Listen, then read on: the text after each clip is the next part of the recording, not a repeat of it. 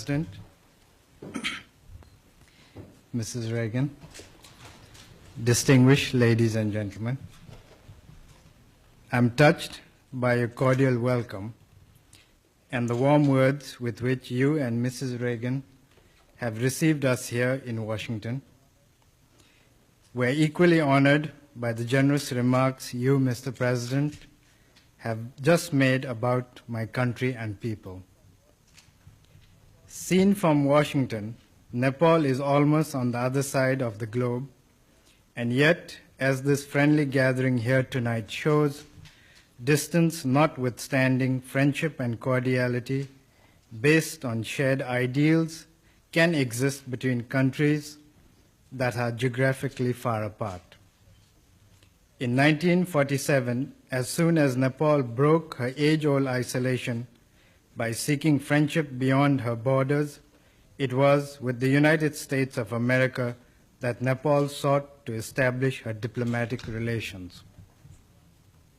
Since 1951, the year when my grandfather, late King Thiruvan, led the Nepalese people to democracy, we have looked to the United States as a land of freedom and fulfillment.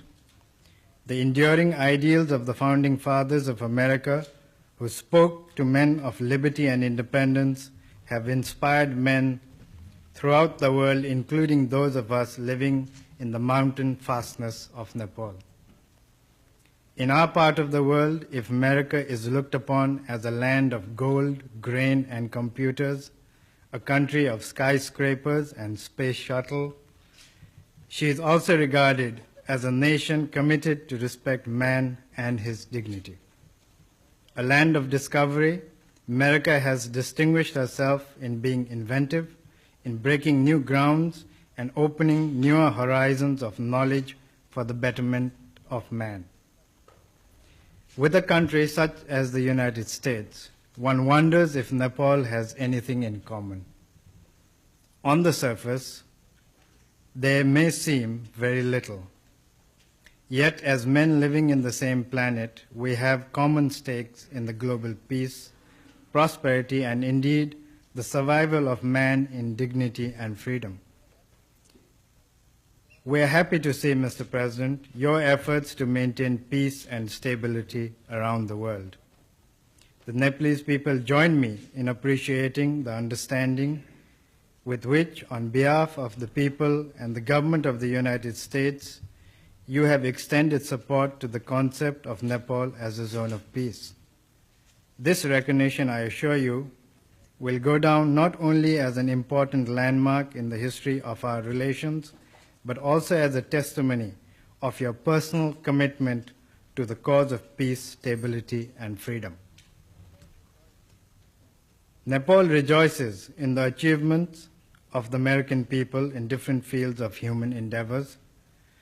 The initiative and enterprise of your people are exemplary. Yet what happens in this part of the world sends its ripples even to the roadless villages of Nepal. We receive their fallout. When America suffers a temporary drought, millions around the world get affected. Indeed, if I may seek your indulgence, I would like to mention something that on the surface may sound trivial, but sometimes it is the small thing that can bring about profound changes. The corn, maize, in Nepal was introduced from this part of America, as were the potatoes from the Andes nearly 300 years ago. These new crops not only altered our hill economy, but even the mode of life by making settlements possible in the mountain terraces of Nepal. Evidently, we do not live in islands, but in a world bound in a nexus of interdependence. What happens in America ceases, therefore, to be a local event. The United States, as such, has shown a consistent understanding towards this and has assisted Nepal in stretching her hand of friendship and cooperation in many fields, including the building of infrastructures. May I take this opportunity, therefore, to thank you, and through you to the people and government of the United States for the support we have received in meeting the challenges of development in Nepal. Mr. President, in recent years, America has brought glory to humanity by landing man on the moon. It is indeed thrilling to reflect that one can soar into space to explore the unknown and scan the stars. Yet these adventures into outer space would carry still deeper meaning if the part of humanity living in Nepal could also rid themselves of their continuing poverty. Herself a least developed, landlocked country, Nepal has always sought understanding and cooperation from our friends and neighbors. In fact, since the time I assumed responsibilities, I have sought that the minimum of basic needs must not be denied to people anywhere in the world. In this regard, I take comfort in the reassurance that the United States will continue to extend cooperation on a long-term basis into the future. Modern technology, Mr. President, has reduced distance and joined us all into a family of nations. This situation demands that we create an enduring relationship based on a sense of purpose and meaning.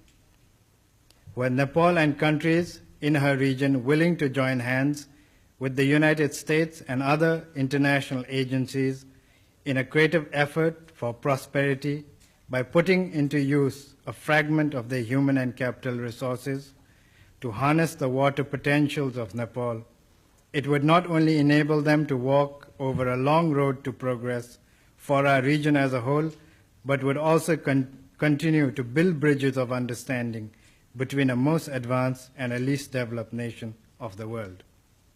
It would also mean eliminating the perils of hunger on the one hand and the danger of instability and extremism on the other. I have no doubt that Nepal and the United States can cooperate in many fields of creative endeavors. As countries that have shown respect to the uniqueness of the individual, we believe in the conservation of the natural as well as the spiritual heritage of man. But most important of all, we both honor the freedom of man and the independence of nations. In this regard, we appreciate the support the United States has shown consistently to our identity as a nation. Mr. President, I cherish the fruitful exchange of views we have had recently with each other. You have been very reassuring, and I wish to thank you and Mrs. Reagan for the warmth of hospitality shown to me, my wife, and members of my entourage. Excellencies, ladies and gentlemen, may I now request you to join me in proposing a toast to the health and happiness of President Ronald Reagan of the United States of America and the First Lady, Mrs. Nancy Reagan, to the peace and prosperity of the American people, and to the further development of friendship between Nepal and the United States.